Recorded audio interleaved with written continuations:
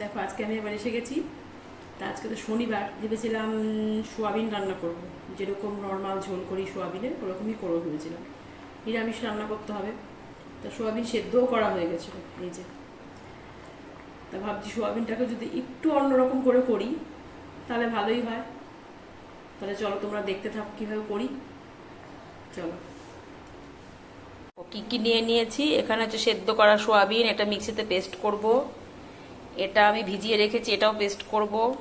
এটা হচ্ছে সেদ্ধ করা আলু, সোয়াবিনের সাথে ম্যাশ করব।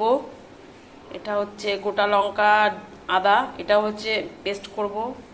এখানে আছে টক দই, এখানে আছে ময়দা, এখানে আছে ফোড়নের জন্য মশলা, আর এখানে আছে নুন, হলুদ, জিরের গুঁড়ো, লঙ্কার গুঁড়ো, চিনি, সব নিয়ে রেডি করে নিয়েছি। দেখতে থাকো। আগে সোয়াবিনটা বাটবো আমি। দেখো সোয়াবিনটা পেস্ট করে নিয়েছি, এদিকে আলুটাকেও আমি চটকে নিয়েছি। এর মধ্যে দেব হলুদ, জিরের গুঁড়ো, একটু কাশ্মীরি লঙ্কার গুঁড়ো, লবণ আর চিনি দিয়ে এটাকে ভালো করে একটু মেখে নেব। ও দেখো, এর মধ্যে আমি একটু ময়দা দিতে ভুলে গেছি, একটু ময়দা দেব।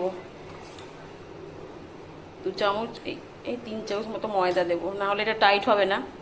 এবারে মেখে নেব। দেখো এটা আমার মাখা রেডি। এদিকে আমি কড়াইতে তেলও বসিয়ে দিয়েছি। এবারে এগুলোকে, তেল গরমও হয়ে গেছে, এদিকে এগুলোকে এবার গোল গোল আকারে ভেজে নেব।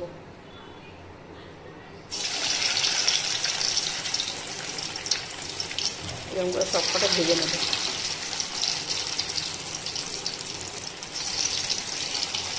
দেখো এখানে বড়াগুলো আমার ভাজা কমপ্লিট।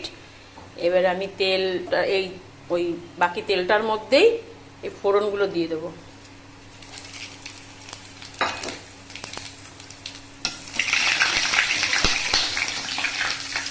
আর এখানে দেখো আমি আদা, কাঁচা লঙ্কা, কাজু, পোস্ত একবারে সব আমি পেস্ট করে নিয়েছি, এটাও আমি দিয়ে দেবো এখন। দেখো এবার দেবো আমি একটু জিরের গুঁড়ো, লঙ্কার গুঁড়ো। এটাতে আমি হলুদ ব্যবহার করব না।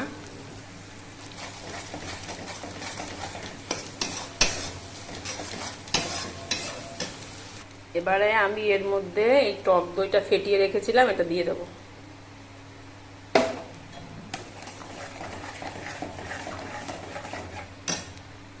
একটু নুন দেব, একটু চিনি দেব। এই রান্নাটা না একটু মিষ্টি মিষ্টি ভাল লাগে, তার জন্য আমি আর একটু চিনি অ্যাড করবো এর মধ্যে। দেখো এর মধ্যে এবারে ঝোলটা ফুটে গেছে, এবার বড়াগুলো আস্তে আস্তে ছেড়ে দেবো। বড়া দিয়ে বেশি একটা ফোটাবো না। দেখো আমি আর ফোটাবো না, বেশি ফোটালে বড়াগুলো ভেঙে যাবে, ভেঙে নরম হয়ে ভেঙে যাবে। এরপরে আমি কস্তুরি মেথির পাতা আছে সেগুলো দিয়ে দেবো। তারপরে সব শেষে একটু ঘি দিয়ে দেবো।